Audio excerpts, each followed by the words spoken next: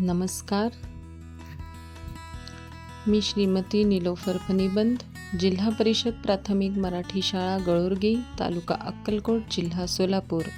आणि आजच्या व्हिडिओमध्ये आपण पाहणार आहोत बेरीज ही क्रिया. तर चला बेरीज करूया. आजच्या बेरीज ही क्रिया अगदी साध्या सोप्या पद्धतीने आणि चित्रांच्या सहाय्याने आपण शिकणार आहोत. सर्वप्रथम आपण चित्रात पाहूया की वर किती चेंडू आहेत. 8 आणि खाली 6. 8 आणि 6 चेंडू मिळून किती चेंडू झाले? 14. अगदी बरोबर. तसेच आपण पाहूया पुढे. वर 5 सफरचंद आहेत आणि खाली 7 सफरचंद आहेत. दोन्ही मिळून किती सफरचंद झाले? 5 आणि 7. अगदी बरोबर. 12 सफरचंद झाले.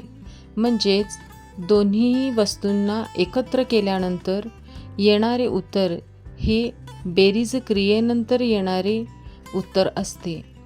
आता हेच जे आपण चित्रांच्या सहाय्याने पाहिलेले आहे तेच आपण गणितीय रूपाने पाहूया आणि गणितीय संख्यांची बेरीज कशी केली जाते ते पाहूया.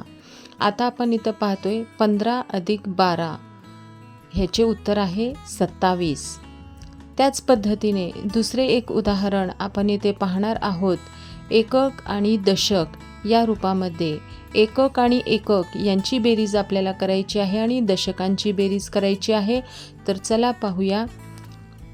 1 दशक, 2 एकक अधिक 5 एकक यांची बेरीज किती होईल? 2 एकक आणि 5 एकक यांची बेरीज होईल 7 आणि 1 दशकचं 1 असं उत्तर येईल 17. अशा पद्धतीने एकत्र करणे, मिसळणे म्हणजे बेरीज.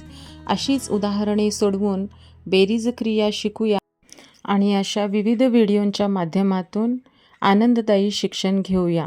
धन्यवाद.